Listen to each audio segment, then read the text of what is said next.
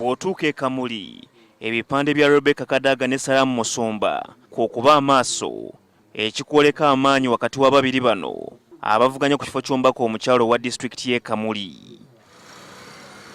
Kadaga amaze emyaka 31 ng'akiikirira Kamuli, so nga Salamu Musumba yaliko omubaka wa Bugabula South okumala emyaka 10, ssentebe wa disitulikiti y'e Kamuli, era nga yeesimbawo okukiikirira Kamuli municipality wabula n'agwa. Bwe tubuuziza Kadaga ku kuvuganya okumwolekedde bw'ati bw'atuzzeemu. Ezirasinga maanyi muno, ezirasinga maanyi oyo ali kumpekera kubwerekera eziratiisa ndi wamaanyi ino. Lwaki olowooza oli w'amaanyi obulu bwange obwa flag nze nasinga mu Uganda yonna. I got over 100,000 votes. The people have not died. They're still in this country. Enjogera egamba nti byobufuzi temuli mukwano oba mulabe wankalakkalira etukagana bulungi ku mbiranye eriwo wakati wa Rebecca Kadaga ne Salamu Musumba. Kyokka embiranye eno yakusalibwawo abalonzi abali emitwalo 25 abali mu disitulikiti eno ey'e Kamuli.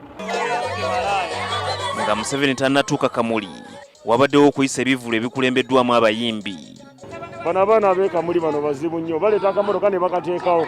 Tubeera tuli ku yaffe ne tubasanga nga bayimiridde. Kale ne poliisi ebagobyewo, naye nga omanyi poliisi ebadde edda kataano baveewo. So ate n'ekirala bonna abali wano babakebedde. Newankubadde poliisi oluvannyuma ezze bano ebasabye kuva mu kkubo kyokka. Ng'akommekereza okuwenja akalulu e Busoga, Museveni abategeeza nga gavumenti bwezzeewo ekitundu ky'e Busoga ensimbi ezimala nga buli mwaka bafuna obuwumbi 4,200.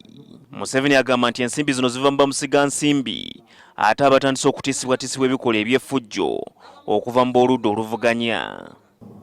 So when you see some of these political groups, the way they conduct themselves, pretending to be soldiers, putting on beret. Beret is put on by soldiers.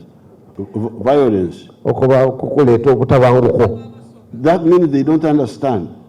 Because violence is the one which will scare away these cows which we are milking now.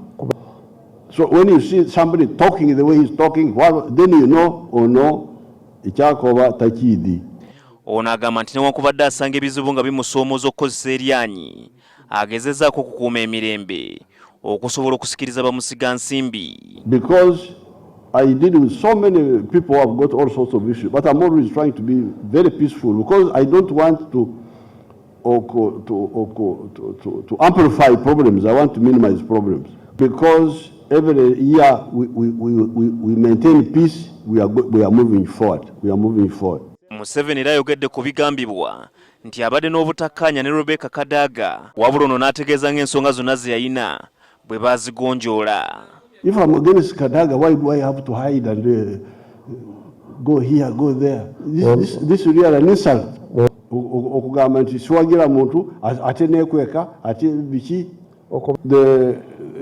Whatever any issue I have had with the Right Honorable Kadaga, we have discussed it and we have resolved it.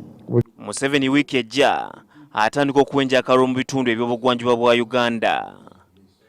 Habert Ziwa, NTV ku ssaawa emu.